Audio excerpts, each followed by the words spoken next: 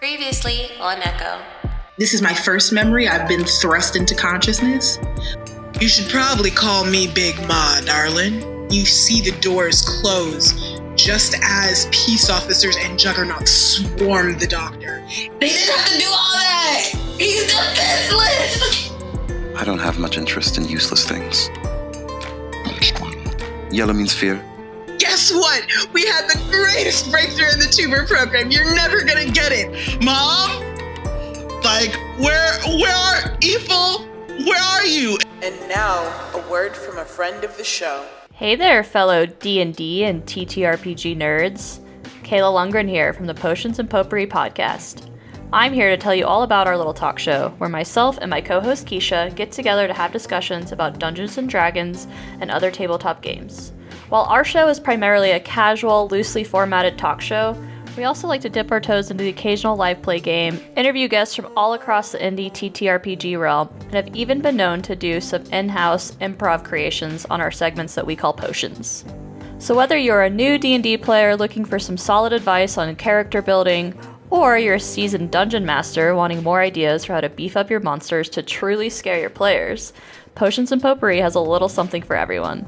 Find us on all major podcasting platforms, and be sure to visit us on Instagram, TikTok, or X for more goofy content and sharing our passion with our listeners for this great hobby that we all love. We hope to see you there. Now let's play some fucking D&D. So, on the map, we have y'all at Phelan, which is a hop, a skip, and a jump away from the Aegis in Haven. And that's where you guys are now. You just got to Phelan after a very thoughtful and reminiscent trip to Phelan. The four of you each fell into your own mind and sort of remembered moments when your lives were changed. And in that time, we learned about Pet, we learned about Div, the history of Dr. Bleak, and the beginning for Short Rib. The hyperlanes of Phelan branch out into thinner commuter lanes built to carry about one ship or a small fighter to different parts of the large continent that spreads out before you now, Phaenora. The Gazelle burns its way down into Phelan's atmosphere, and you feel turbulence of entry, shaking the ship very gently, but presently, and something that you all are aware of. It doesn't take long for you to break through the thin clouds into the eternal twilight of Phelan. Creatures that don't look like they should be able to fly are flying beside the ship, a whole flock of them, as the ship begins to descend to solid ground. There are horizontal hangars on the ground. They look as though, it's almost as though you place the ship flat and it'll click into place. That's the idea. And they are flat and multitudinous and surrounded by large trees. You see some trees have grown into strange cubic structures over some of the hangar bays, and you see people milling around, walking hither and thither. And generally the traffic, the flow of people seems to be heading toward the ferries down by the lake where you guys landed. There is a massive lake of clear green water and beautiful elven fairies, intricate woodwork and mithril work. And these fairies will take you across the lake to where you see the Phaenora Piazza, a glowing and massive structure made from the roots of trees, and it's glowing with iridescent, almost kind of purple lights, and you can see it from across the lake, even though it's super far away. But yes, you guys have landed in Phaenora. as your ship clicks into that horizontal hangar, you see the trees next to you, the roots begin to grow up and over the structure in that same cubic like structure, the same as it is for the other hangars. And you see that the trees are forming a hangar bay for you. So you're here in Phelan. What would you like to do? What are those trees called? What did? Can I roll something? You can roll a nature check. I'm a druid with a -1. Oh my god. For a sweet ass 2. You have 72. no idea. You've never come across this in your travels, not by yourself, with Pet, or with the doc. And I guess you've never been this far into like the Hyades sector interior. You've always been on the outskirts in E-trees. Sorry. I think Div is like looking out the window, like kind of in awe at the trees, and just kind of looking at peeking at that. And they kind of call out, "Do you all know what this tree is called?" Can I roll something to guess? Nature check. Hell yeah. We all gonna roll a nature check, try to figure out You this can all roll a tree? nature check if you would like. A 14. So The tree is. with a 14, Short Rib, you know that this is called the violet creeping tree. And you can tell it's called that because of that's what it's called in common. That's not the name of the actual tree. Okay. But in common, it's called the violet creeping tree because it creeps, the vines creep up and build things. They're like living cables, essentially. That sort of, and they function like fungus. They're interconnected through their roots all over the planet. Oh.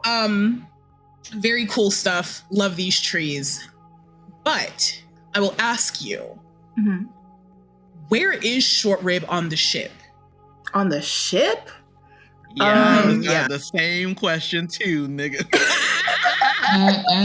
Well, so last we left him, he was like Flying away. reeling. Yeah, kind of reeling. So I think he's just sort of like, explain the layout of the ship to me one more time, because I feel like he's just like in a room trying to like be as away from people as possible. Okay. So functionally, I said this is a commuter ship, but ships are built to be like traveled in. So it's giving Chevy Impala, but it's also giving Winnebago. You know what I mean? So it's got like to the side, it's a long hallway that leads from the front of the ship, like the cockpit, to the back where you get in. In front of this escape pod, there are little like apartment pods where you have a bed. There is a bathroom back, like on the other side of the escape pod, directly opposite it. And there are 2 rooms, one on either side of each other, where you can sleep, basically. They have bunk beds in them. So the ship sleeps about 4 or 5 people, but it's not really built to be like long term. It's supposed to be comfortable in case you need to stretch out after 12 hours of flying, basically. Okay.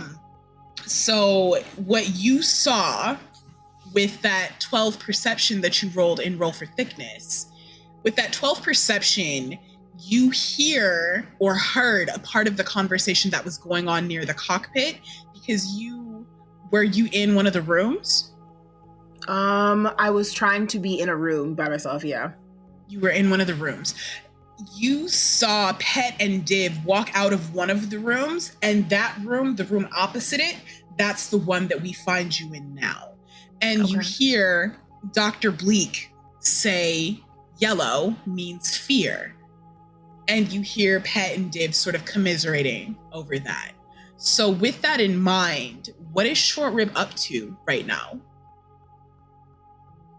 I think after like thinking about like having an olive branch be extended by Dr. Mozaeya, and like thinking about his mom. I think he's gonna try to remember his mom's number and like see what she's doing. Remember his mom's number and see what she's doing. So you want to call Like, Big Ma? Either like call her, probably text, probably like get her incredibly sticky little fingers just all in those emojis. So I'll call it a history check just to see whether or not you remember Big Ma's communication information. A 13, DC was only a 7. You remember, and you can send out this message to Big Ma. What do you say to Big Ma? I think, God, space emojis. I send an eye emoji. I send a palm emoji. I send a bird emoji. I say, hi, Ma, with like 8 eyes and like 20 A's. So you get a response back immediately. Yes. And it is a hologram because Big Ma cannot text. She has pods, not fingers, you see? Right. Yes. So she sends back a hologram for you. Mm-hmm. And the hologram says, Well, hey there, little one. Where you been all this time? When you coming home, I've got your favorite for you in the fridge. I send, God, I think Short would try to start typing out where he's been and get very frustrated and like hit send, but it's just garbled, and then like try to do a voicemail. So it's actually like 6 voice messages, and like the first 3 are like, hi, mine with the, and then we,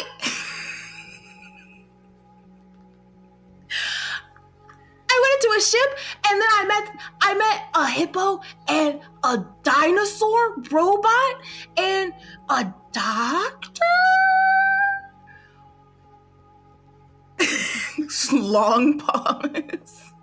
But we're gonna go to where are we going? Phelan. We're going to Phelan. I don't think I've been there, but I'll bring you something back. You get another hologram in response, and it is Big Ma, and you see his gel, which is clear, completely see-through. The only way that you can tell that he exists as a creature is the shadows inside of his gel, right? Mm-hmm. But you see his gel flash pink, and you have... Give me an insight check. I'll give it to you with advantage because you know Big Ma. You've been with Big Ma for a while. Beautiful. So you know that Big Ma does not explain how they're feeling at all. They've never said that they love you. Never once. But their gel flashes pink. And it does that very often when they're talking to you. And in your way, even though it's never been explicitly said, you know that that pink means that Big Ma is thinking of you fondly and that she loves you. And so she's never said it, not in words, but also it's not like he can hide it. It flows throughout his entire body. And you see him flash that pink. And he says, I can't wait to see what you bring me, darling. You be safe in those travels now. And let me know who that hippo is,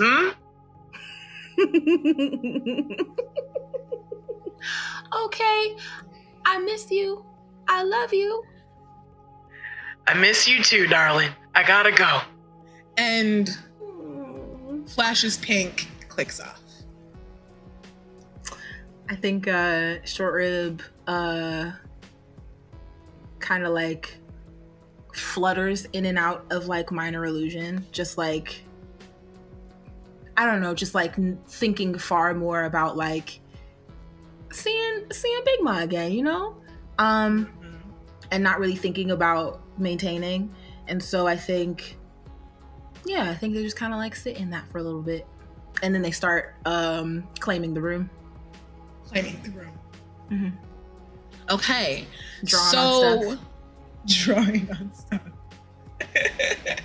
So as Short Rib is sort of going through her own thoughts and what she is feeling, Het, Div, Dr. Bleak, the three of you were in the cockpit and having a very profound moment over Dr. Bleak's coat turning that ochre yellow color with lightning flashes through. So y'all are parked, y'all are in Phelan, the ship is safe, everything is good to go. Where's your head at? What are you thinking right now? Quick question. Did I hear anything that happened in that room? Give me a perception check. And it will be at disadvantage because you're too far away. Can I also? You can as well. Same condition. Short Rib, if you would like to roll like stealth, you are more than welcome to do that, and it will just be flat. Damn. Damn. A 26 or an 11. It could have been 26. I hate it. Gots to be more careful. Gots to be more careful. You said a disadvantage, right? Yeah. Okay. Just a nice little 13 for Dr. Bleak. A 13. Got a 17. You got a 17. Beautiful. 17, 11, 13. Hey, you got a plus 10 to perception? Ooh. A nat 1? This is why I don't fucking roll my roll 20. He's a child. He loud as hell. I've been yelling. Yeah, exactly. I'm like, hi, Mom. I went to jail.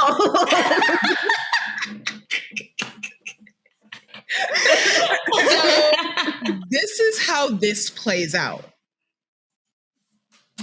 Het, you are coming back to yourself after remembering all too vividly the thing that haunts you in your dreams at night. That memory of your mom and Ilful slipping away from you. And somewhere in the back of your mind, you feel that rage that sort of keeps you sharp and makes you focus. And Dr. Bleak and Div are to themselves over to the side, and you hear shuffling in one of the back rooms. And Short Rib is kind of talking to herself, humming to himself, making child noises, right?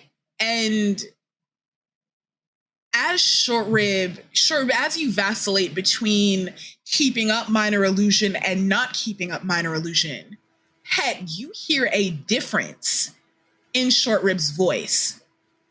It goes from that familiar, high-pitched, childlike voice to something deeper and much, much more unsettling. And they're singing a little lullaby, a little song that you've never heard because, I mean, why would you have? Maybe Short Rib made it up. You have no idea. But as they're humming this little tune, they go from that high-pitched voice to something much deeper. And it reminds you almost of that scream that you heard come from the fog cloud when Dr. Bleak got hit when y'all were fighting the peace officers. Very similar, and you don't know why there's a link there. But that's your head. That's what's going on in your head as you sort of align yourself with the living hangar and settle the ship into place. I don't know why I think Sure, I'm singing "This Little Light of Mine." I'm singing Baby Shark. Baby Shark. I'm singing "Get It Shoddy" by Lloyd, obviously. Which is the only acceptable fucking choice. So, yes. Correct. That's very correct and wise and smart and right of you. Yes. I need to hear Short Rib sing gospel music.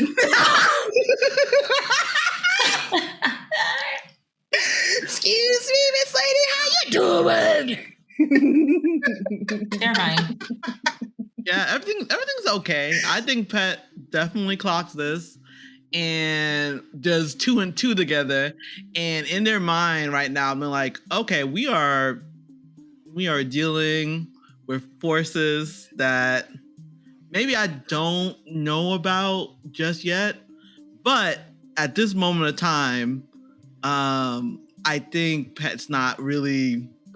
I know it's in their mind, but they're not going to say anything just yet because I need Pet. I need her to be in the presence right now. So I shout out in like the ship, this in general. Let me move back with the mic. I'll say, Short Rib, come to the front.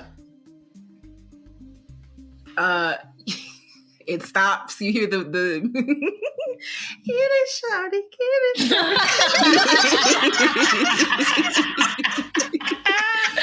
shawty. And like scuttling. And yeah, by this time I've returned, so everything's good. And I'm like, hey. Well, I don't come out. I'm like, hey, I'm just fucking. I come out. I'm like, yeah. I think Pet says, so let's come together and think about a plan going forward. We're here on Phelan. I wanted you to be in the presence too, so we can cover all our bases. So Sure, what do we like want to do? adult. Yeah. I think I think Pet, that's how we should just in approach it, general, honestly. I think Pet literally thinks that if everyone's here, everyone should be know what's going on, regardless of your age or anything. You may be a kid, but I think with things in Pet's past, they should be in knowledge of whatever is going on. So I think I think I'm gonna say, what is our plan of action being on Phelan? I know I want to get weapons. I need to upgrade certain people's weapons. What else do we want to do? I think... One, we should start looking for connections, possible allies. I'm not too well-versed in the criminal underworld side of things, but I can keep an eye out for things. I think Pet still just looks at you and just like, I think Mozaeya will just sort of like look like she's still like sitting in the chair, so just like look up very innocently, just like completely like absolute like harmless innocent face. Can I roll insight on Doc? Because Please do. Why are you looking like that? Dr. Bleak, you can roll deception or persuasion, whichever you prefer. Don't tell us which, my love. I got a 21. Got a 27. Fuck you. 27. God damn. yes. So, if you are beginning to get used to Dr. Bleak's expressions, this one is a new one. So, of course, you're curious as to what's going on back there. You know what I mean? Like, what's going on in her head. Yeah. But as ever... Because, like, we just got done talking about fear, and her cloak, like, just was, like, you know, coding fear, and now she's smiling all innocent. Like, I'm like, that's quite the switch up, but I guess. Yeah. Yeah, I'm going to do one, too, because I might as well. You know, I'm here. Sure. It's 27 to DC? 27. Yep. Lord of mercy. God of heaven. Let's go, dice gourds. Dice gourds! Dice gourds, I should. No. No? It's what? Yeah, no, that's not going to get it. That's not going to get it. I'm not going to handle it. Pet, you're even more distracted. You're not paying attention to what Dr. Bleak is doing whatsoever because you're, still kind of puzzling over that noise that Short Rib was making. My beautiful singing voice? Yes. Okay. I think Pet... Yes, as capable as we are, the four of us alone are not going to overthrow the IOC. Yeah. Networking is going to be pretty important. So you're going to take on the role of the talker. Is that not already my role? We're just saying everything officially. I would love to have the role of the talker, as well as potential party emotional check-in therapist. That is my job. That's what I got my degree in, and this is all very stressful work. So if, I guess, anyone needs to talk, I'll be legally and, I guess, morally obligated to not tell what you share with me. I'm not stressed. This is great. I believe you. I believe you.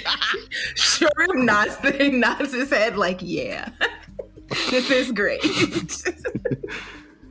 But yes, right now, weapons and allies are the things we need to look for, and we might honestly wait to gather allies until this summit meeting with the IOC, just because our lovely friends, the cavalry, will be there, and that'll be a good chance to talk to them. It'd be nice if we could contact somebody back home just to let them know that we're okay, or I don't know.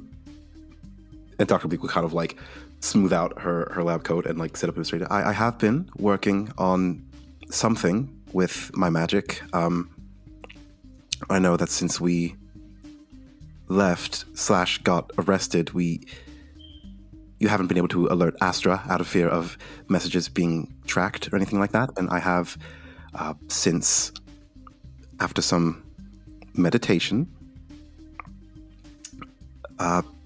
gained access to magic that can send messages untraceable telepathically across stars and things. So if you wanted to let her know that you're okay and whatever else, I can do 25 words. And she can do 25 words back as just a hello, we're alive type thing. Okay, yeah. Div looks to Pet. What do you think we should say? That the council wants to hire us and will pardon us if we work with them. We think it's bullshit, ? But we'll see where it goes. Hold it down at home. XOXO. Ubu. Is that 25 words? I can paraphrase. Is there any way I could put the coordinates of the planet in it? Which planet? Phelan. Aegis. Oh, the Hayden. Okay. Yeah. And for the record, like, if you say, it's kind of like saying Washington, D.C. Everybody knows where the Aegis is. So please, by all means, put the coordinates in there if you'd like to, but understand that if you say the Aegis, people know where you're talking about. Okay, you could just say the Aegis then. I think that message is okay. I don't know if it's 25 words, so that's what I'm saying. You can, yeah. So, we're alive, we're at the Aegis, we're being hired by the council. We think it's bullshit. Hold down the fort at home. That sounds good. What do you think, Pat? Sounds good to me. Thumbs up. Right. Yeah, me too. Oh, wait. Not paying attention. How many words is that? 16. Oh, wait. See if you can find out info on council. Yes. And that's cavalry. exactly 25. Oh, okay. Find info on council and cavalry if you can. That's that's 25, including what you said. All right. Anything else? No. Thank you. You're welcome. Send another one that says, "I'm gonna get a gun." No. We're not giving you a gun yet. Short Rib, I'm gonna get a gun. Pet will make you a gun. Yeah. Well, Pet. maybe Tell we her can that. find some materials. Let her know. It's like, are you actually interested in learning how to shoot a gun? Short Rib's eyes fucking sparkle.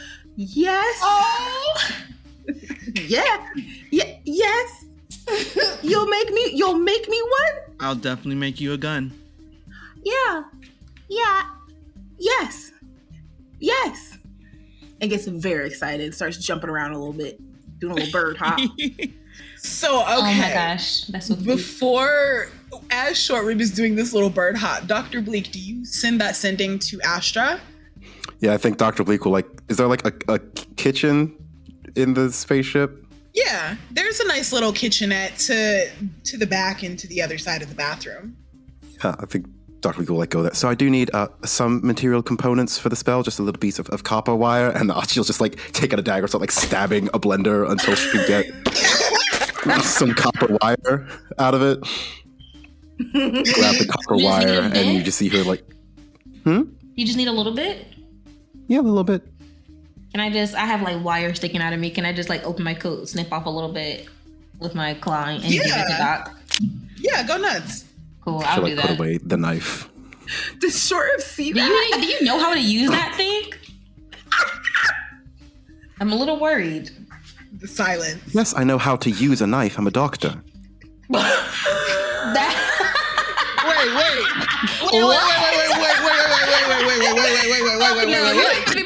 I'm a doctor every time. You got a -1 crew, not me. Hell no. I've never felt safer in my life. I cannot say roll deception because I'm pretty sure you're proficient in daggers, but also roll persuasion because there's no I way. don't know about believe in that shit. What the fuck? You can do it at disadvantage because that's wild. Yeah. I'm a doctor, a therapist. It's a 14. Okay, so you guys can roll insight if you'd like. Yes. Absolutely. Oh my fucking god. That's real rough. That's real rough. That's real rough. I rolled 13. a 5. Oh, fucking 13. Oh, 12. Never mind. I want to. I'm so fucking annoyed. This is the lowest that Apple has ever rolled on this bullshit, and we still couldn't reach it. I cannot with the dodge. It's like, wow. I'm just like, Wait, wait. I'll even do You are bright-eyed few, and bushy-tailed. You hear that the doctor knows how to use a dagger, and you're like, another hero. Just watch the doctor stab a blender to death. When I'm a child, I too attempt to grab a knife and stab an appliance. I absolutely Oh, no. do not let Short Rib take a knife. Okay, we don't need any more holes in the ship. We don't. You're right. Okay, so Dr. Bleak, you have your piece of copper wire. Are you sending this out to Astra now? Crazy. I am indeed. I will just send. Hello, we're alive. Taken to the Aegis. Council offered us a job. Major bullshit. Hold down the fort. Look into the IOC and the cavalry and council. Mm. Well, now, the council, yeah. Please. Smooch. Don't forget Uwu. And that's Bye. what you send to Astra. Ooh, okay. So you receive a communication back immediately. And Astra says, heard and understood. We'll look into the council and the cavalry. And there's a message that says, Zend says hi. See you soon. Who? I mean, What? Zend. Dr. Bleak will just kind I'll of put it in like chat. Zand. stare. No, Zend, not Zand. Oh. Dr. Bleak will just kind of like step to the subject and look at like Pet and Div. What the fuck is a Zind? Yeah, who's Zand? So, Pet and Div, give me a history check, please, with advantage. Yeah. Because it's been a while. And I'm pretty sure y'all remember who Zend is. If I need to hit my entire, I'll use Build for Success. No, I wasn't that high a DC. That. I got a 14. You got a 14, we got a 19, beautiful. So Zend is Zan's younger brother. Now, Zend is much younger than Zand. So Zend was a baby when you first met him. But he has grown up in Eastries. He has been a part of y'all's essentially commune for this entire time. And he is one of Astra's contemporaries. In the time that you guys have been in the isolate, Zend has grown up and is not necessarily, by your counting, like he's not necessarily a grown-ass man, but he's definitely not a child. He's like on the upper end of a teenager? He's close to 2021, something like that in human years. And he's one of Astra's contemporaries. Astra is pretty young too. And you know, like once they go through puberty, they shoot up and that's an entire thing. So that's what Astra and Zend went through. Okay. And so if Astra is with Zend, what you guys know from that is that Astra is back on Eastries. She went home. Okay. And when she said, see you soon, she sent a little sad face emoji in sending because, and you guys know Astra well. She loves y'all and she's sad that she didn't get to hang out with you guys more. So you can't put all of that into a sending, but the little sad face tells you that, you know, she's not feeling the happiest, but she's home and she's safe, and that's what you know. That's great. Yeah. So that's all read in Dr. Mozaeya's voice. Even like, after she's like delivered the message, we'll like cast minor illusion to like make the little sad face emoji that Astra sent as well. I love that. She sent this. Yeah, I think Pat is trying not to look like he's sad too. With all this going on, he's just going to just nod and just say, thank you, doctor. Div's little orbs swirl into like the pleading face eyes, like the real big, like tear eyes. Not Div bottom facing.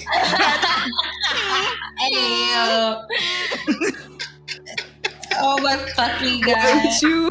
Why did you say that? Why did you say that? Because it's the truth. And it's immortalized forever. It's immortalized forever. Wow. Historians will look back.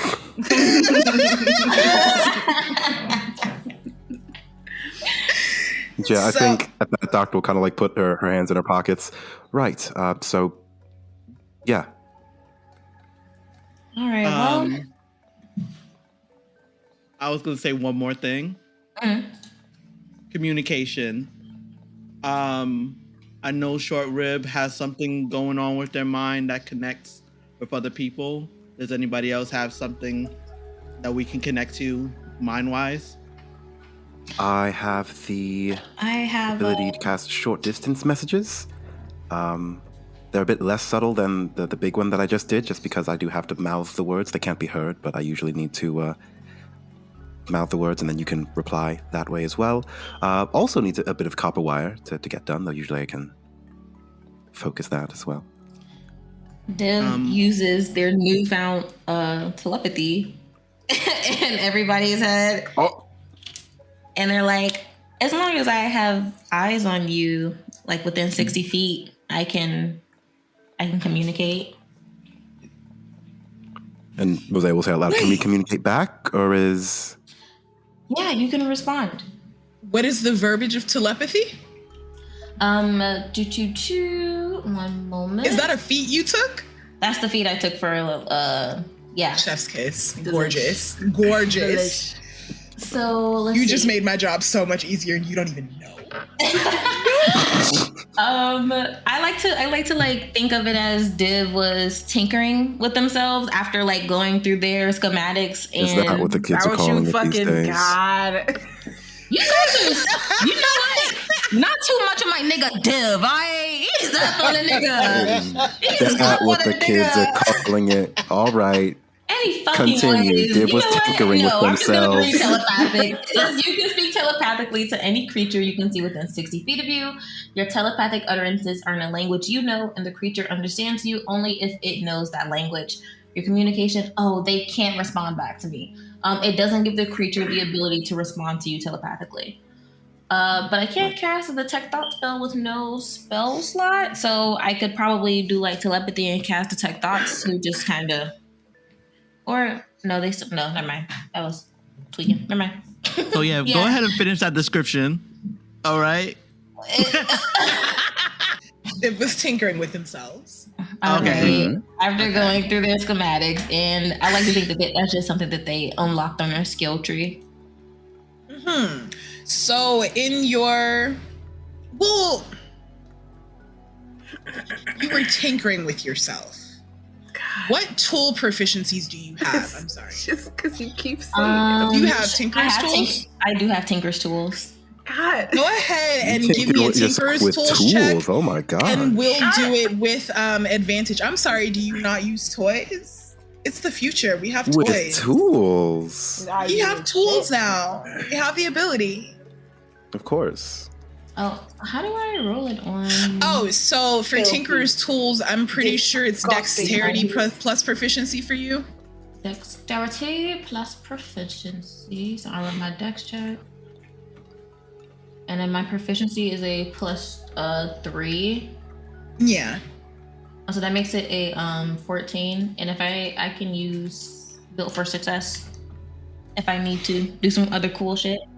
Yeah, go ahead, do Build for Success. Okay. Just to make sure that it's done properly. I started to be like, let me not roll through D&D Beyond because it'd be fucking me over, and it fucked me over. Well, that's 15. fine because the DC was a 15. Nice. So the thing is that for you, Div, a lot of your components are in your back. But what's cool is that you're an autonome. So for you to spin your head completely around takes nothing. There's no spine to break. So you spin your head round and you open the panel on your back. And with your little tinkerer's tools, you putz around and Rudy toot around until you find a switch. Sure, and in that switch... in that switch. Flashback. Yeah, this happened in private. So as you were tinkering, you found a very tiny, very minuscule switch. It's itty bitty. It's almost like a reset button. It's recessed. It's hard to find. Mm-hmm. And you know it's because the doctor used very precise and very small tools to get into the grooves of your motherboard to give you all these cool features that you have. And you find that switch and you sort of click it into place. And from there, you hear everything at first. Because for you, you are a piece of hardware. And what does hardware do? It downloads software. That's what it does. So when you flip that switch and you take on this flood of information, what you're hearing is the thoughts of the trees. That's what you're hearing. That creeping violet tree, you're hearing the thoughts of these trees, the information that's passing through their roots all throughout everything. And it's overwhelming at first. But you get a handle on it because, I mean, after all, this is organic thought and you are a piece of machinery. So you get a handle on it and you are able to filter through the extraneous noise to be able to hear other people and speak to other people mentally. The doctor programmed you with telepathy. He's a pretty cool guy. Dr. JT is my nigga. I'm coming for you, boss. I'm coming for you. It's up. I swear to God, it's up for you, bro. Oh, love him bad. Now, DM, I fucking love you because that's exactly what the fuck I wanted to do earlier. Because I was gonna plug right into the fucking root of that tree as soon as we left this goddamn ship. What are these trees talking about? What's up? What's me? Let's get a nature check and I'll give you advantage because you have the telepathy now. Yes. Fuck. We have the knowledge. Okay, that's a 7 on the first roll. Come on. A 5 on the second one. And that's a 6 total. 6 total. So DC was mad low because you got telepathy. You know how this works.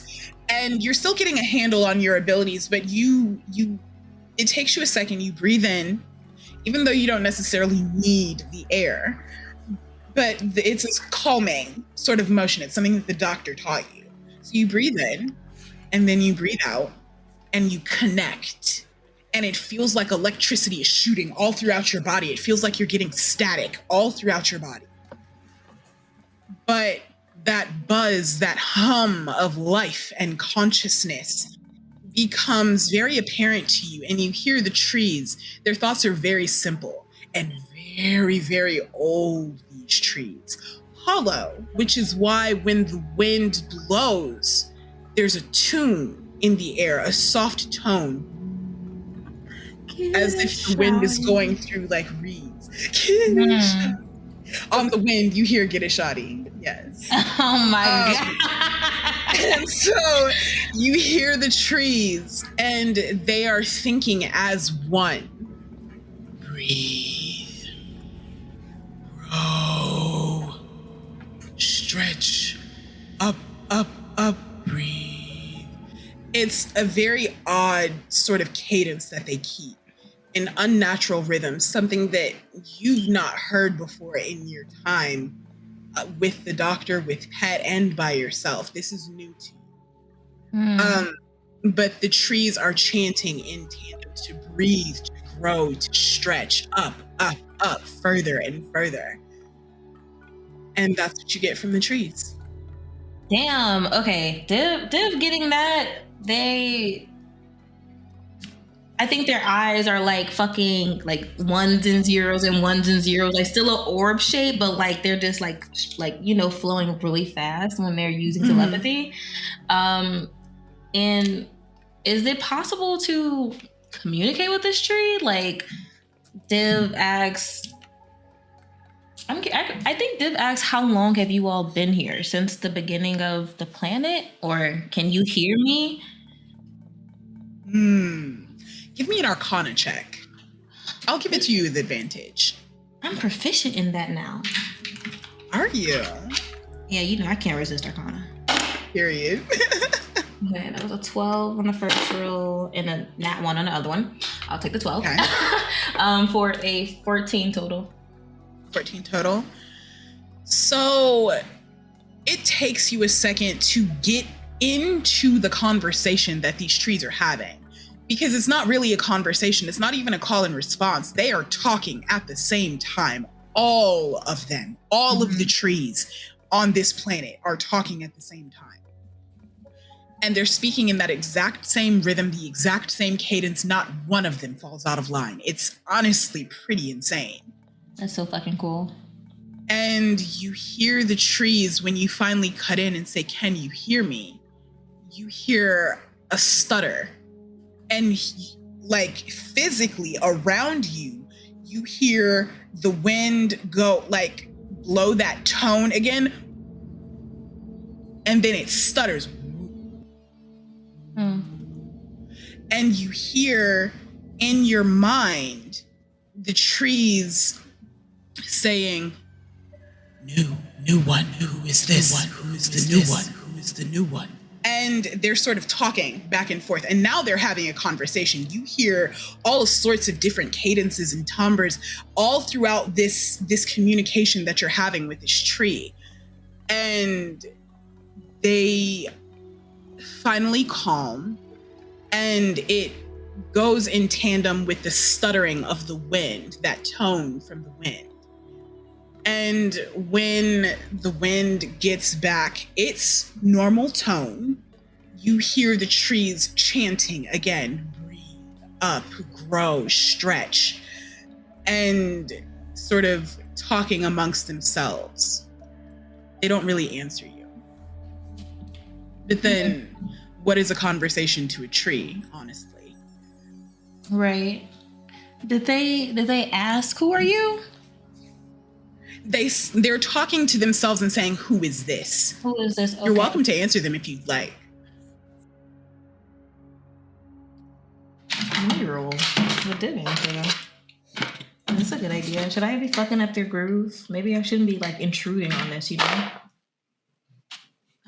Fuck it. I think Div will. Div will say, I want to like respond, but in the same like rhythm that they're chanting in, so I don't like fuck them up. You know what I mean? Mm-hmm. What do we call this? It sounds a little silly, but we'll call it an insight check first. Like to sort of get what. Yes, insight and then performance. Exactly. So we'll get the rhythm first and see how well you catch it. Okay. My insight, 15. 15? Yeah. So the rhythm of the trees is unfamiliar and alien and very odd, but also it's very simple. So you catch it, bum, bum, bum, bum, bum, bum, bum, bum, bum, bum. It feels like a heartbeat. And so you catch the cadence. Let's get a performance check for you to see how well you speak to these trees. Okay. Gosh, I don't know which dice to fucking use. The one that'll roll you a nat 20, baby. You know? All right, let's see. Oh my fucking God, I got a nat 20. Absolutely. Holy shit. DM, let's go. That was all you, baby. Yeah. All you, Alex. Let's go. Thank you. I need you to talk to these trees, dog. Yeah. I need that to happen for you. Oh, shit. David lays down the hottest 16 of all fucking time. No, for real. My nigga is really out here rapping with the shits. The trees are breathing in tandem, an alien heartbeat, triplicates instead of a duplicate. Boom, boom, boom, instead of two. You catch that rhythm. And physically, hey, like an 808 short machine. rib, Dr. Bleak, you see Div begin to circle on the spot, just sort of rotating, following the rhythm, boom, boom, boom, boom, boom, boom, boom, boom, boom, following that rhythm. So Div, what do you ask these trees with that nat 20? Fucking hell, I don't even know. Does Div look like, you know, when you put like, you know, like Windows, when you put music on and then you see like levels going up and down? Yeah. There's an equalizer.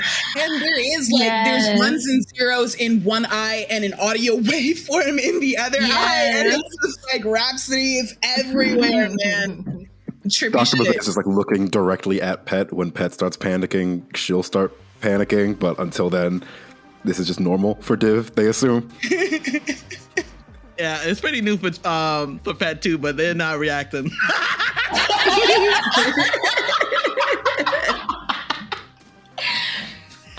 I think Div says,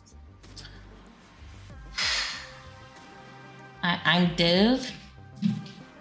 My purpose is to make the world a better place, but I'm not really sure how to do that. Y'all seem to have it kind of figured out. I don't know. Like, what's tea, Violet?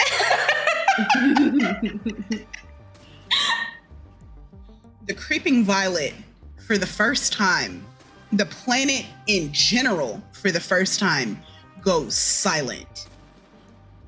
These trees are not used to having someone to speak with. They're normally speaking together, speaking to themselves. One consciousness spread out over a planet. And you feel that consciousness now, at its very core, the root of it, connected through these roots, up and away and twisting and spiraling every which way in this planet. And the trees hear you and they stop chanting. And it's almost as though this consciousness leans down over your itty bitty little frame, because these trees are huge. You can see them from space. You had to break through the tree line, the canopy, in order to get down to Feynora in the first place. So they're not small. Mm-hmm. And you feel this consciousness sort of lean over you and say, "Grow, child, grow." And you get the feeling that these trees have a more limited vocabulary than you would have anticipated, which makes sense because they are trees, not necessarily intelligent, conscious beings per se, right? But you hear them saying grow and growing in tandem. And what you feel when you hear that word is not the idea of you personally stretching up to a height, so much as it is you becoming a multitude, not necessarily of divs, but a multitude of people. Grow in tandem, grow in number, become bigger, become louder, become stronger, and breathe, bum, bum, bum. There goes that rhythm again. And they've returned to that cadence. Breathe, grow, stretch, bum, bum, bum, in triplicates. Damn. I think Div will... to them, it probably feels like they were there, like observing that for hours, but when they actually come out of it, it's only been like a couple of minutes. Yeah. Fuck, I would love to ask them about the dock, but I don't really think that anything will come from that. I don't even know if like the dock has ever been on this planet. I'm gonna let them rock, honestly. I feel very happy, and I think Div feels like really thankful to have had that experience. That was some surreal shit, like machine connecting with, you know, like this organic life. Yeah. And they are in awe of that, honestly. I think, honestly, Div wants to ask, like, can you show me like the things you've witnessed? Roll me a Constitution saving throw, please. Nani? Why? Well, you'll find out. I need to see how well you take this flood of information. Okay, I rolled an 18. Thousands of year old trees. Can you show me what you've witnessed? Beautiful. So, what you see, Div. If I need higher, I can get higher. Just saying. Let's see how high you can get. That determines how well you survive. Okay, I'm gonna roll my D4. What am I just going? Because I got a nat one on the fucking last one. Okay, I got a 3. You got a 3, so a 21. Beautiful. That's a good thing. You needed a 20. Yes, oh thank God. So this is what you feel. That bum, bum, bum. That pulse, that triplicate, that doom, doom, doom of the trees, that rhythm in the way that they speak, pauses again, and you hear Pet, Div, Dr. Bleak, and Short Rib. You hear the trees creak and yawn before you. Ooh, a haunting howl. But for you, Div, the experience is pretty different. You feel electricity through your circuitry, sort of growing from a point, growing from here, from the center of your forehead, right between your ears, and flowing all throughout your body. And with it comes this flood of information. And you see the birth of Phelan, because these trees have been here since the beginning from seeds.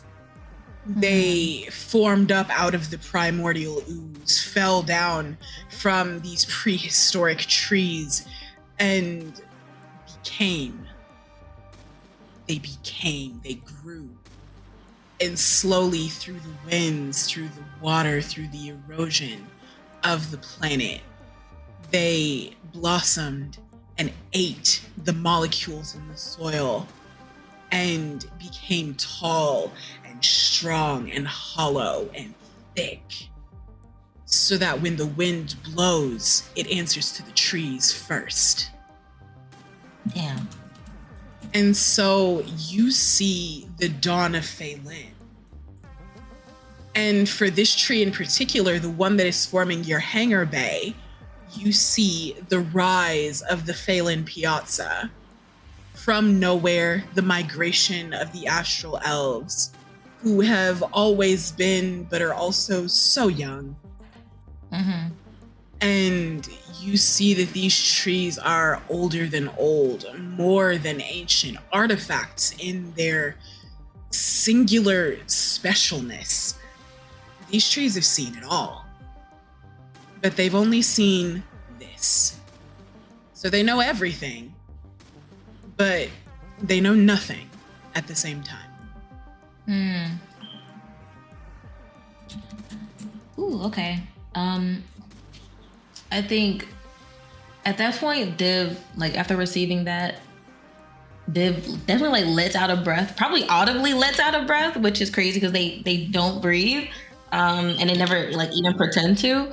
And they say thank you to Mix Violet, and they want to pull themselves out of that. You are able to pull yourself back, and you come back to yourself with a gasp, like, even though you don't breathe, it's just disconnecting from a planetary network of trees. Yeah, that'll take anybody's breath away, humanoid, organic, or not. Div like comes back and they're like, well, like what kind of wide-eyed? Their orbs really are like saucer like now, and they're like, I've seen the birth, the birth of time. I think Dr. Blink's coat just goes full yellow at that, just for a second. Well, that's like kind of concerned, but kind of plays it off and says like, had a good trip. Are you okay? Yes, I am fucking clocking fantastic. that you were breathing. that was Yeah, that was weird. I didn't actually feel air come through me or in me, but I felt like the need to breathe. I'm okay. There was like the little orbs like blinking, and they're just like, I can't explain it. I connected like with the trees. the audible silence. Just be careful in the future with what you connect with and how much you connect with it. It can be overwhelming. If not. I think Pet's gonna say, but was it cool?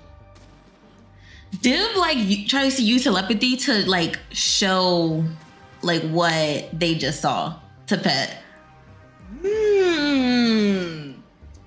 So telepathy is there? I don't think there's any roll that you would need to make for that. Yeah, it's just my language. But I will say, for Pet, you are organic. You have a strong stomach, though. So let's get a Constitution saving throw from you, but with advantage, please. Yeah, baby. Yeah. 24. Yes. Beautiful. Yeah, you are golden. And I'm not gonna lie, this shakes you a little bit. you're used to being on a ship. You know what I mean? Like, this is the birth of a planet. News to Pet, not the worst thing in the world. Hell of a trip, brother. Definitely, like, kind of. I think what I do is just bend down immediately in front of Div and just say, "This is some trippy shit. This is some truly terror stuck shit." This is. Can Doc roll insight just to see like what the vibe is? Please roll insight. Begging you to roll insight. The tree thing. Yeah, man. That's just a random old 11. An 11? The dice only like me when I lie to people. True. So Pet and Div, are y'all trying to hide any part of this conversation? No? Yes? I don't think so. Yeah, I don't think I'm trying to hide it. I don't think they know what terror stuck is. Anyway, I guess y'all can assume what it is. But yeah, it's another slang word. So they know Dr. Bleak, they're not subtle. Like, to be fair, they haven't been subtle since you've met them. And you've known them for about a year at this point, little under, because, they've been there longer than you worked at the Isolate. But what you know of Pet and Div, they could not make this shit up. Would not, even if they could. Yeah. I think Doc will just kind of like cross her arms a bit. Right, shall we go shopping then? Yeah. I got one more question though. The last thing. How far is, I think I'm saying it in voice and also in character too, how far distance is everyone's ability? So how far is message?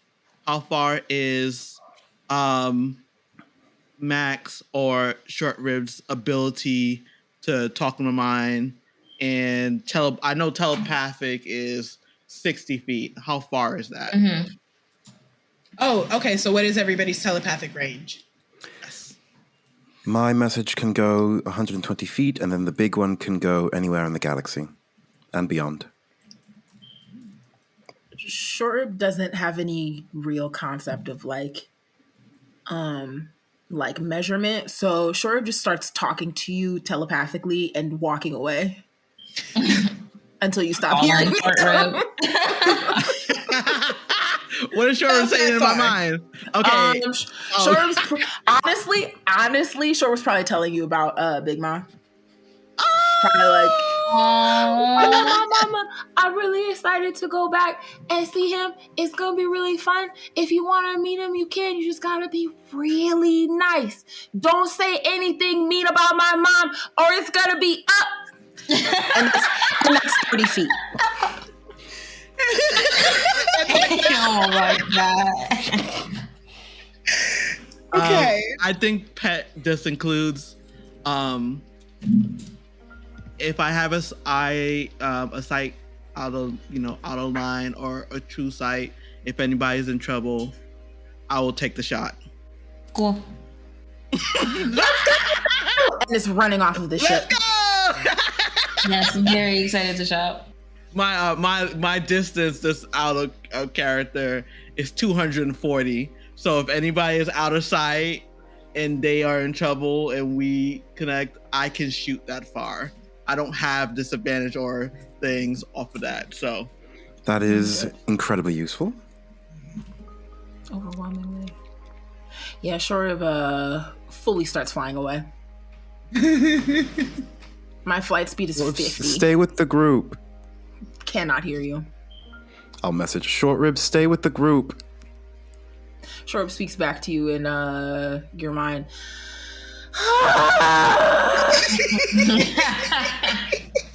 Comes back. So y'all disembark from the Gazelle, and you, Div, roll me a perception check real quick. Okay. 24. Beautiful.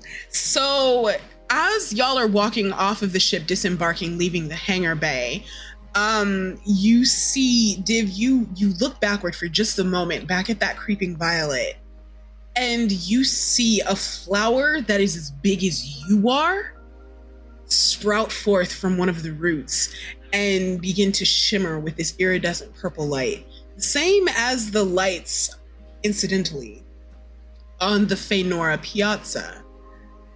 There is a ferry, and you follow the general flow of people out of the hangar, essentially, out of this forest, and down to the shore of a really huge lake. It's got crystal green, like, water, perfectly clear. And below, underneath it, you can see mountains of coral and steam popping up from underwater jets and bubbles, and you see, like, people maybe, question mark, beings that have fins, but the bodies of bulls swimming through the water.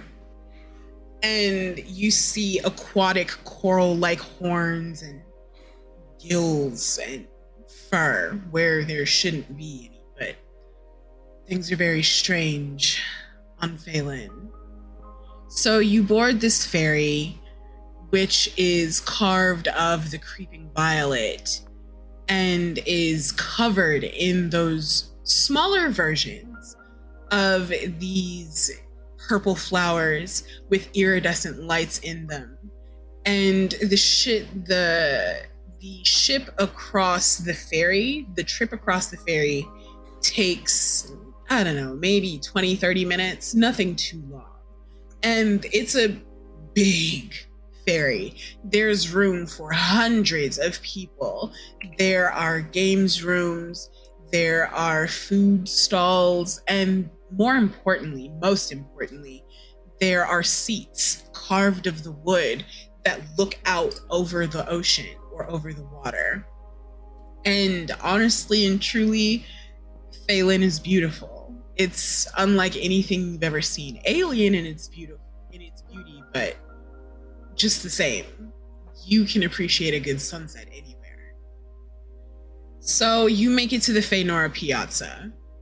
Is there like a directory or a map somewhere that we can look at? Well, yes, because the Feynora Piazza is a massive U-shaped building of stone and wood. It looks like the Colosseum, almost, like if it was stretched out in that U shape. It's got a courtyard in the center of its U-shaped mass, fountains of crystal green water all over the place, and still those strange iridescent lights that cast the entire place in a purple glow. And you see people going hither and thither, going across the bridges, through the water, over the courtyard, every place. And as you come into the piazza, you get a ping on your communicator and you hear, "Welcome to the piazza." And downloading onto your communicators is a map. Useful. Dr. Mozaeya will immediately look for the weapons section. Spamware.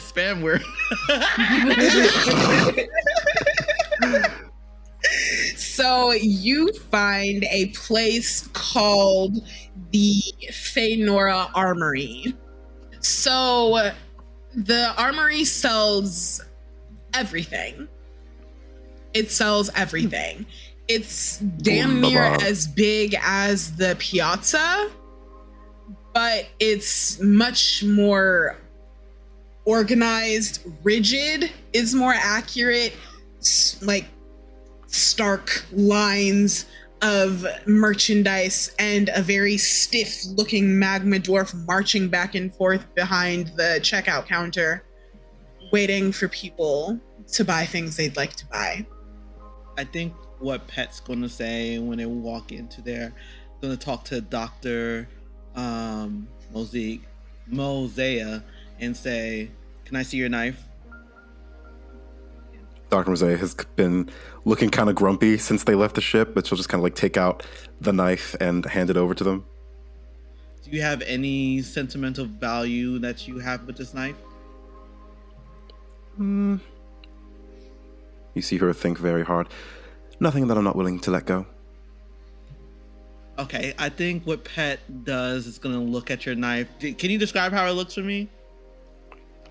I think it is, at this point, just sort of like a very like mangled and gnarled, like oversized medical scalpel. Like it was made for a creature that was bigger than Mozaeya, and so to Mozaeya it's a knife, but it's essentially like a very like oversized like medical scalpel. It probably fits better in Pet's hand than it does in Mozaeya's.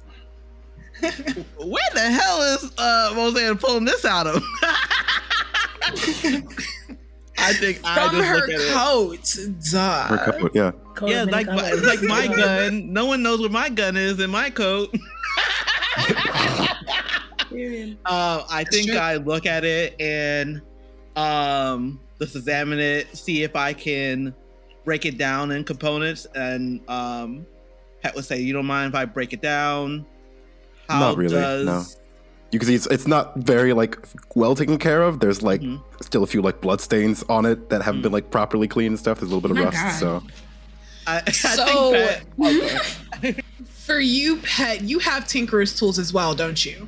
I have tinkerer's tool and gunsmith's too, so I could build. So okay, for the knife, I will have you give me a tinkerer's tools check. It'll be like a DC 8 or something, like very low, because you know how to do this. This is what you do. So go ahead and give me a tinkerer's tools check just to see whether or not you understand how to break down the doctor's knife. Okay. I'll give it to you with advantage because I know your history. Can I? Is it just Dex? Is this flat Dex in my proficiency? Yeah. You got a 14. Did you add your proficiency, Boo? 13, 14, 15, 16, 17. 17. 17? Okay. Yeah, you know how to break this shit down. It's really easy. It's a really shitty knife. So I feel like, can I clock the blood use on it? Oh yeah, you see all of it. It's grimy, it's rusted, it's a little dull in places, so it's more dangerous for the doctor than it is for anybody else. But I think Pet's like, yes, this knife has been really been used, and he's just enjoying it. Like he's like, oh, the doc actually is doing something other than talking. Yeah, she can hold her own. So I think Pat meanwhile, Doc is like explaining like shopping etiquette to Short Rib while the breaking down is happening. You need to walk in knowing what you want, otherwise you're going to be sold on everything, and that's how they take advantage of you here. So think about what specifically it is that you want, and then figure out the easiest and best way to get it, whether that be definitely, and just message, whether that be stealing or whether that be haggling it down to probably just like talking about that while Pet's breaking down her shitty ass little knife. So just to check in, Short Rib, what's going through your mind as you come into the Fenora Piazza? God damn. Well, there are a lot of lights and a lot of colors and a lot of things that I can have. I think Short Rib hasn't been to a mall before, but Short Rib's been to like amusement parks, you know. Short Rib's been to places, so it's like not used to this, but can act like he's been somewhere if need be. Is not doing that. Very much is like looking for the nearest Build-A-Glarbeck and like trying to build himself a Glarbeck. Let's get a perception check from Short Rib, please, to see whether or not you find a Build-A-Glarbeck. What the fuck is a Build-A-Glarbeck?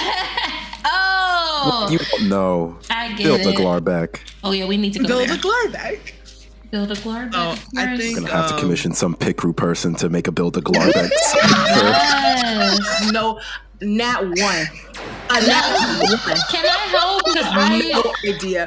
can I like look at Short Rib and see that Short Rib is like looking around, and I'm like, what are you looking for? Begging you to give Short Rib advantage Yes. so that way they I wanna can look find with a Short Rib. fucking Glarbeck. We're on the map together. 5. I can't use fucking. I can't use the roll 20. Yeah. You're Need to be on good. The it. DC was only a 5. It's fine. Okay. You're good. I can live with that. Okay. Y'all are funny as fuck. God damn. Okay, so it's easy to find a Build-A-Glarbeck because you're right next to the Build-A-Glarbeck. It's right in the entrance of the door. And you can hear like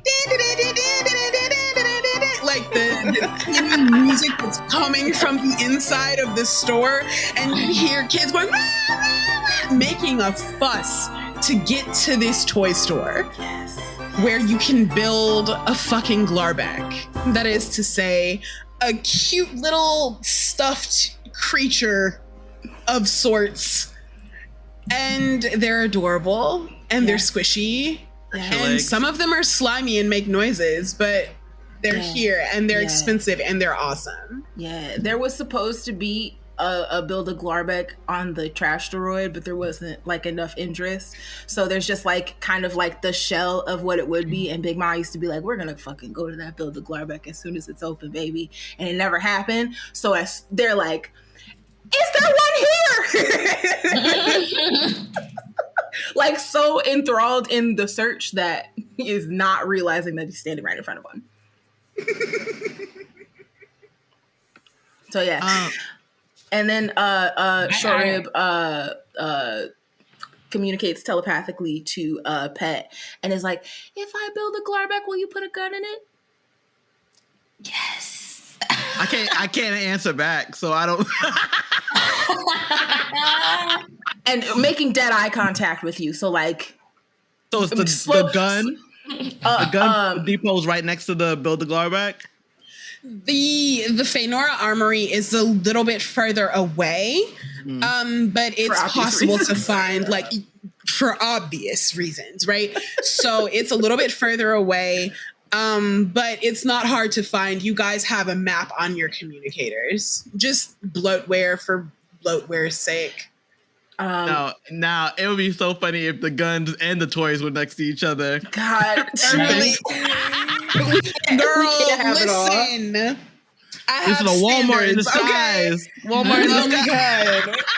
I hate it here. But Pet kind of stops. Do I have to pay anything for these component parts, or am I just breaking down? Because I already have an idea of what weapon I'm going to make for Apple's character.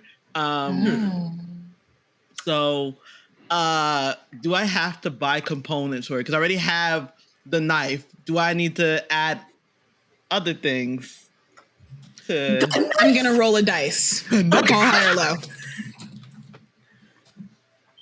Say it again. Call high or low.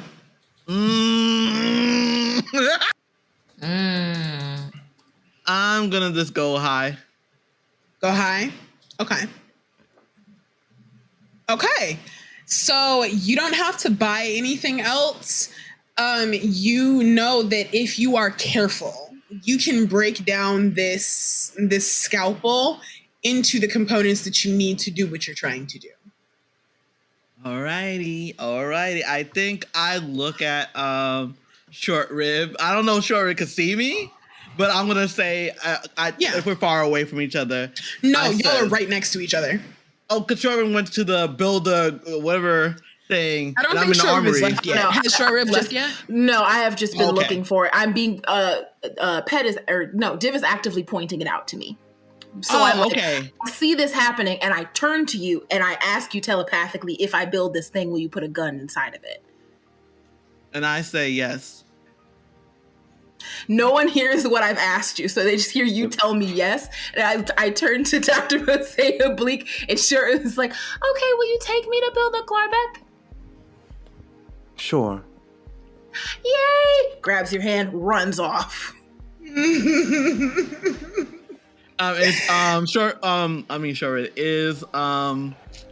Div still next to me? Yep, watching. They wave at Short Rib and they say like telepathically to Short Rib, "Be careful and stay with the doc."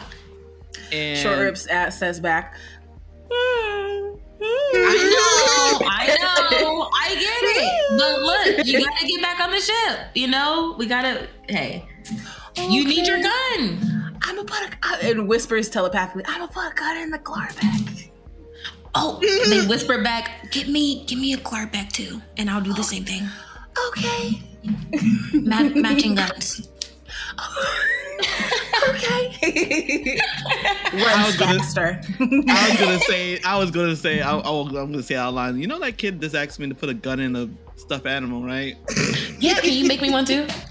I told him we have matching ones. Yeah. Okay. Sure. Do you want it to explode, or do you want it? Fuck yes! I want. Don't let hers explode, but I want mine to explode.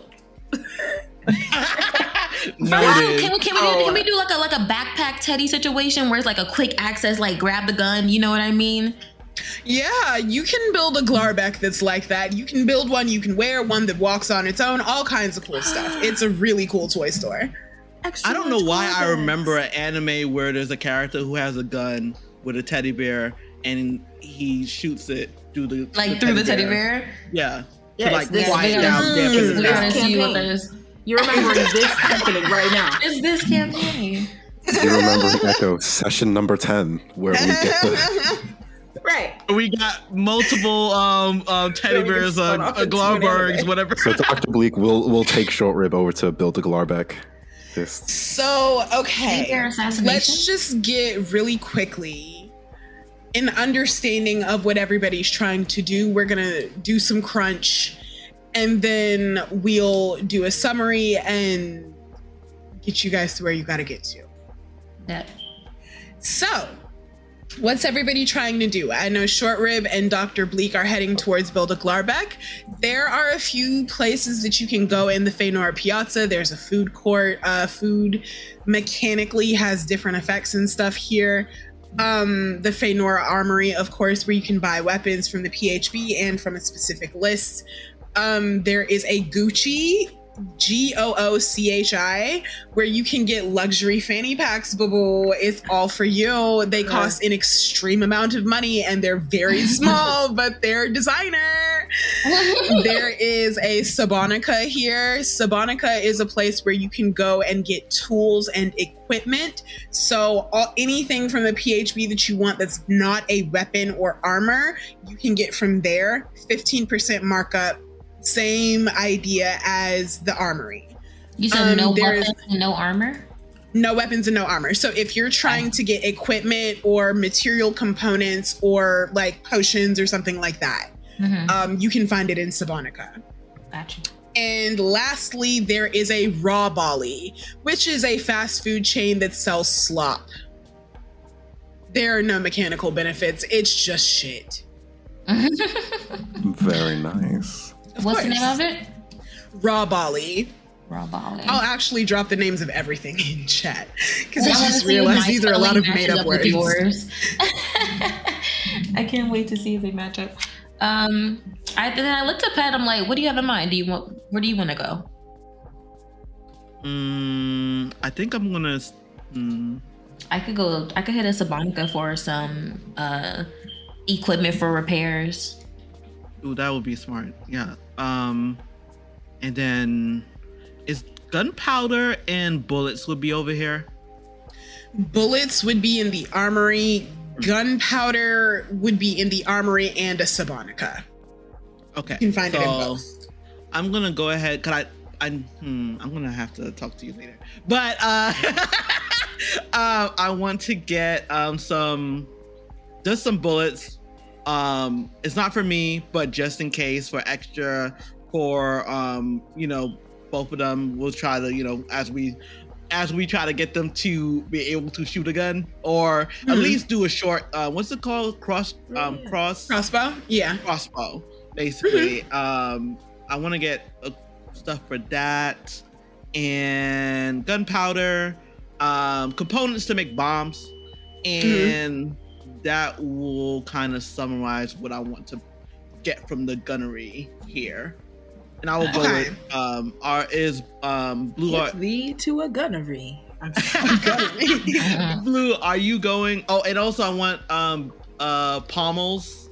Pommels? Oh yeah. Like for swords and stuff. Mm-hmm. Okay. So I need one specifically for Dr. Yeah. Short Rib, I know you wanted. Did you want to build a Glarbeck for real? I did really want to build a Glarbeck so that Pet could put a gun in it. Yes. Okay, so I'm gonna say you're building 2 because Div wants one as well. Yes. Are you paying for both of them, or are you asking Div for the money? I was asking the doctor. Like asking Div for the money for theirs. I mean, I was gonna ask the doctor for the money. Okay, well, however you decide to do that, describe to me what kind of Glarbeck you would like to build. So let your imagination run wild, because this is space and we can do whatever the fuck we want. Yeah. So for me, in my mind's eye, Glarbecks are like centipedal in nature, in that they have like different sections and like little like legs on the side, but it's more of like a skink, so it's kind of like fat and lizard-y. So it's kind of like,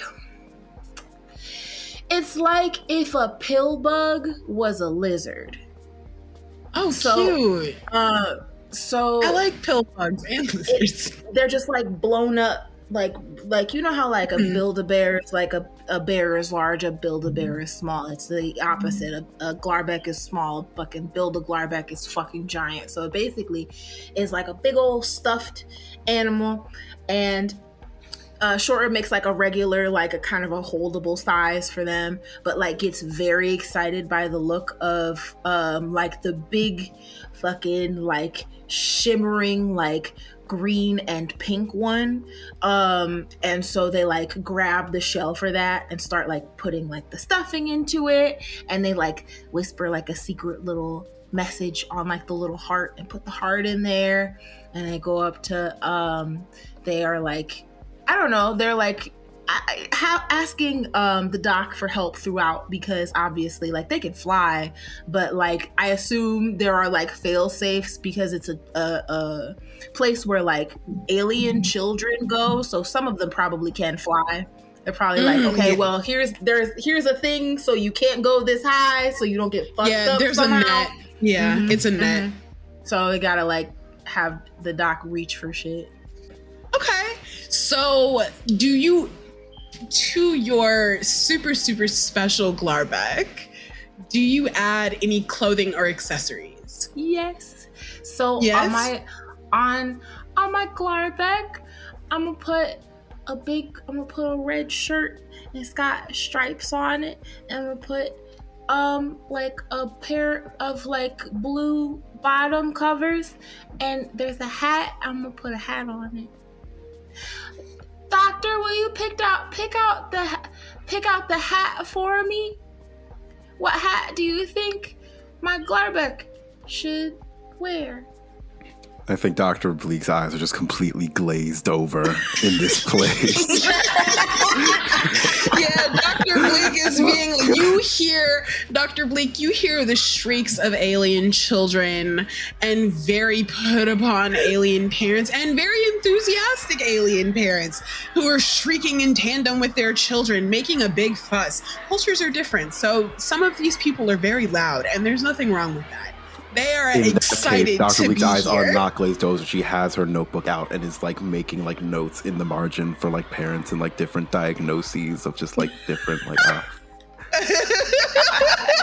Give me a straight up intelligence check. We'll see what you glean from these parents. Stop diagnosing at the Build-A-Glarbeck. So that's going to be a wonderful and amazing 2. So not much. much. It's kind of hard to figure out anything because you're like I'll be looking at this like around one happy kids. family, be like, nah, he cheating. Oh my god. Pulling your diagnoses from Tyler Perry movies and shit. And you're being like, you have like one of your sleeves is being yanked on by Short Rib as Short Rib asks you which hat would work best for his Glarbeck. What hat do you think would be best for the Glarbeck? The one you pick. I think she'll like look at the hats, and she will pick. I think she'll like look over things, and she'll smile a little bit to herself, and she'll pick like a little like straw farm hat, and she will place it onto the little Glarbeck. That is the key. It's also very funny to me. You have a red striped shirt, a straw hat, and blue bottoms. It's kind of like you just made Monkey D. Luffy. Oh. Everyone, cut that out. Trademark. We can't use that. We can't use any of this. I'll put dolphin noises over it. We're good. Okay. That's the Glarbeck, and then and then I make another bigger Glarbeck, and I force the doctor to dress it. the doctor will call Div on the communicator. While I like in the middle of a conversation with Pet, like, and did you see how the piazza and like communicator goes off? Yeah, everything okay? What do you want your Glarbeck to be dressed like?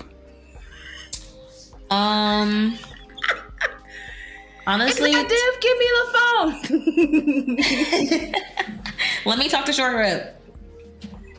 What do you want your Glarbeck to be dressed like? I'll put you on speaker and I'll just put it on speaker. Hand me your phone, Dr. Mozaeya. That is the first time you hear my real voice in your head. Hand me the phone, Dr. Mozaeya. I think Dr. Mozaeya will look just very like deadpan at Short Rib. No. Just out. Short Rib stomps and like turns and calls Div for himself. Div hangs up on Doc and answers Short Rib. Short Rib, what is it? Baby.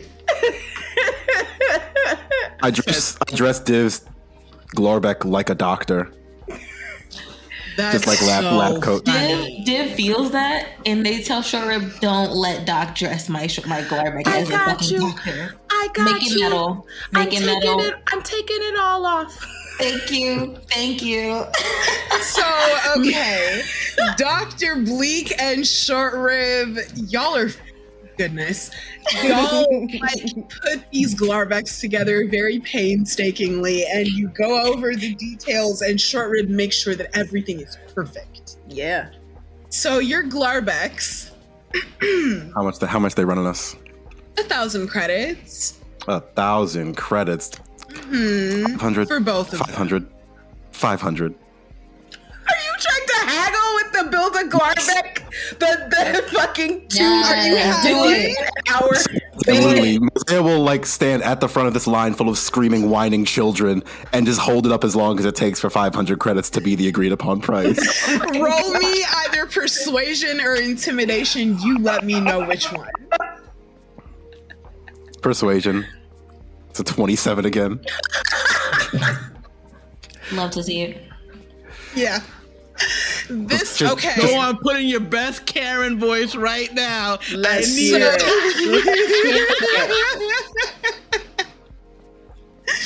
So no, I'm not doing it. I can't do it. So this Glarbeck salesman is first of all young, and second of all like bored.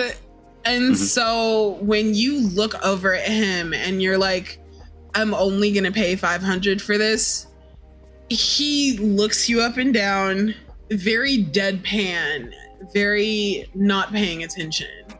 And he's like, 500, yeah, okay.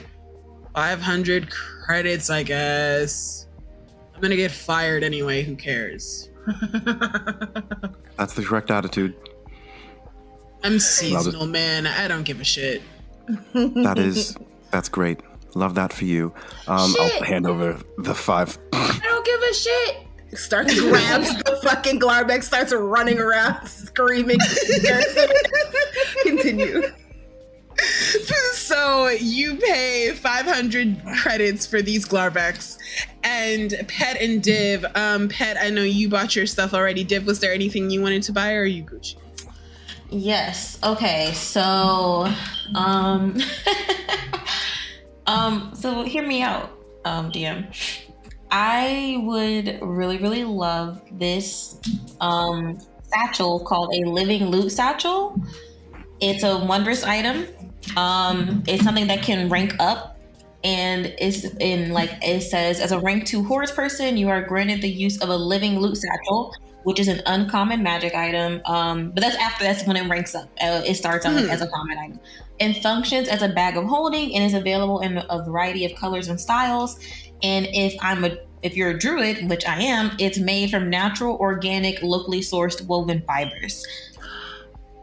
Can I ask the trees for some material to, like, have this bag, like make this bag myself? Honestly, like, I have tinker's tools. I feel like I could do it, and I got an herbalism kit, and I would love to do that. So drop the name or verbiage of that item in chat for me real quick. Let me double check.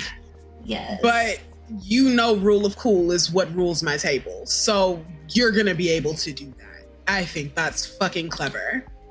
I think that's awful clever. Thank we you. will let's go ahead, and you rolled a dexterity. Yes. And did you add your proficiency? No, it's a +3 for my proficiency. So at 22. So the trees, the presence of the trees has not gone.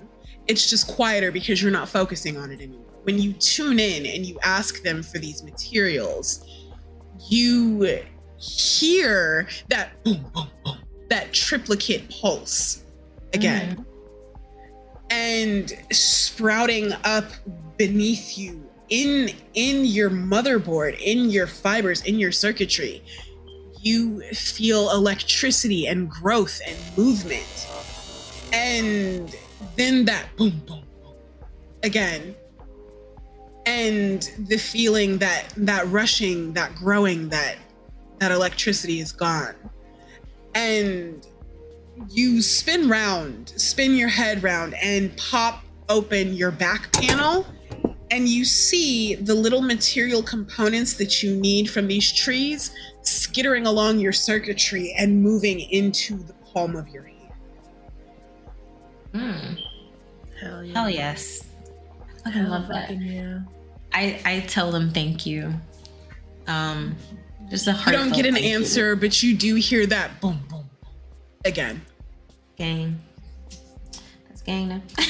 So as the 4 of you are sort of enjoying Feynora Piazza, you get a ping on your communicators.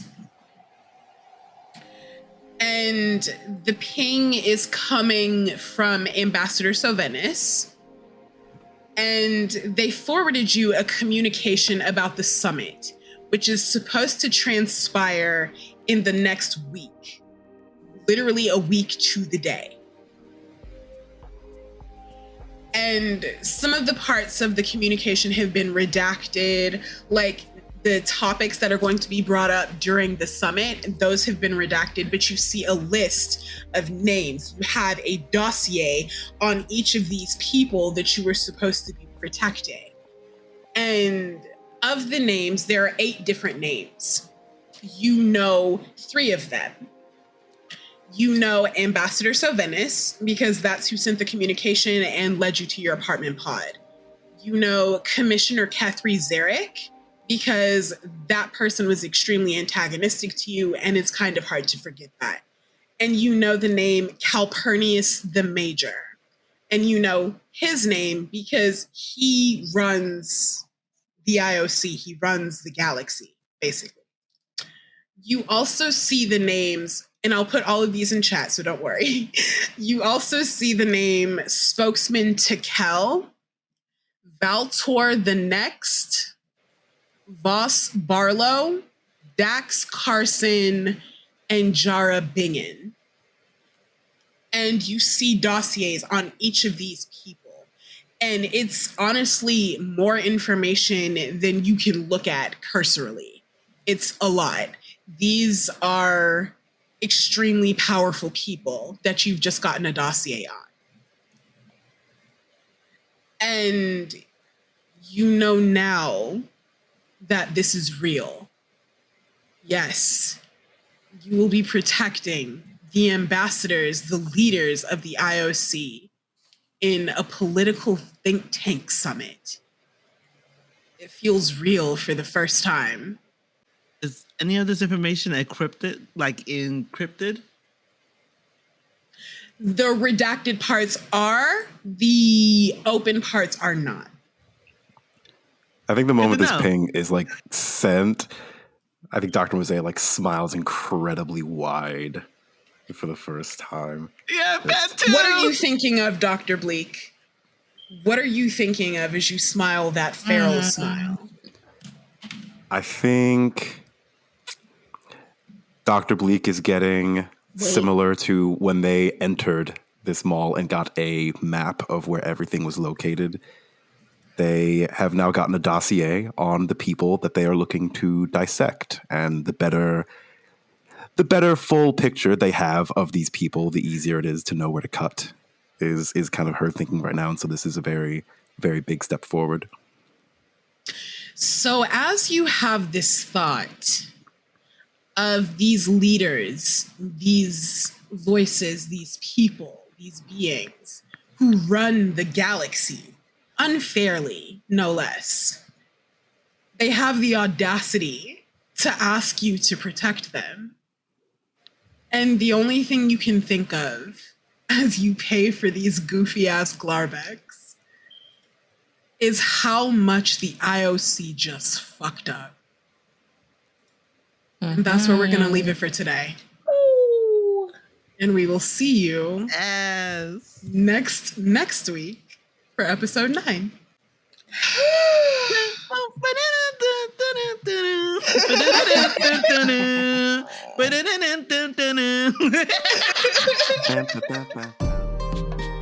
Hey y'all, it's Blue. I played Div, your favorite chaotic android. And if you enjoyed this episode, you can show us some love by writing us a review wherever you're listening to us on. And if you're looking for more BaddieBards because you just love us so much, you can find all our social links in our description. We are here. Bye y'all.